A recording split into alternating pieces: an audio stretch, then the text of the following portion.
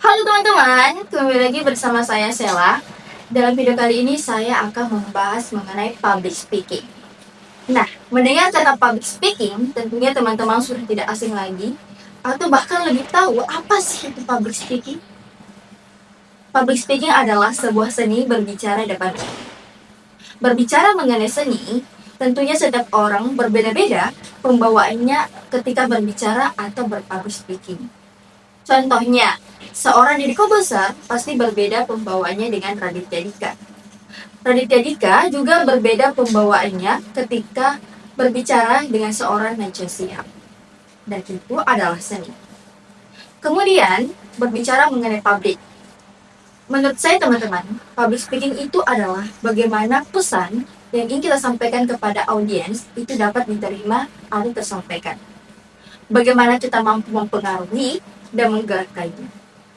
Yang sebelumnya nggak tahu menjadi tahu, yang sebelumnya nggak yakin menjadi yakin, yang sebelumnya pesimis setidaknya mempunyai harapan. Nah, mengapa sih public speaking itu penting buat kita pelajari? Penting teman-teman, karena kita adalah makhluk sosial, dan sebagai makhluk sosial kita perlu berkomunikasi. Dan berbicara adalah komunikasi yang sering kita gunakan sehari-hari. Nah teman-teman, bersumber dari video-video yang saya nonton dan juga buku-buku yang saya baca, saya tangkap 5 tips berpublic speaking. Yang pertama adalah kenali audiens. Mengenali audiens adalah salah satu hal efektif untuk memulai berpublic speaking. Kenal bukan sekedar tahu teman-teman, tapi kenal menurut Larry King adalah bagaimana kita mengetahui psikologis mereka, permasalahan-permasalahan mereka, dan gaya bicara apa yang kita gunakan ketika berhadapan dengan mereka.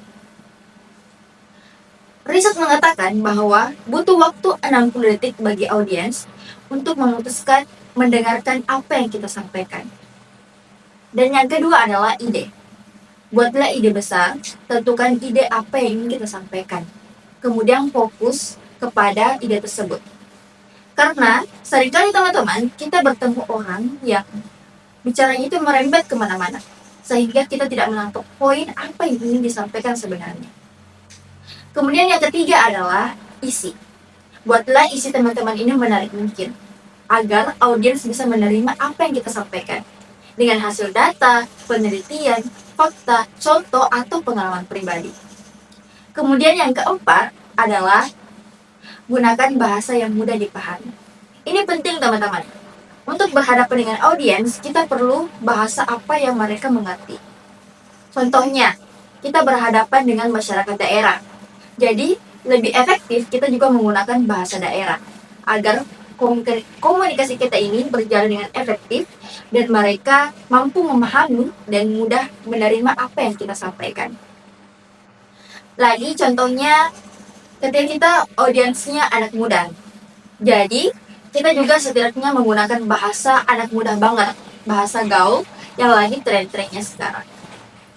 Kemudian yang kelima adalah make it worth sharing, atau layak dibagikan. Karena indikator sebuah public speaking adalah audiensnya. Jadi, bagaimana pesan ini kita bisa bermanfaat buat mereka, bagaimana bisa menyelesaikan permasalahan-permasalahan mereka, atau layak dibagikan.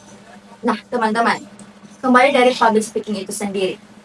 Tujuan dari public speaking itu sendiri adalah bukan mendapatkan sebuah penghargaan, wah, atau tepuk tangan.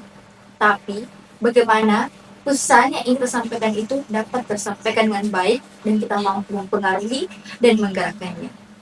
So, teman-teman, semoga apa yang saya share video kali ini bisa bermanfaat buat kita semua dan kita mulai berani untuk berpublic speaking.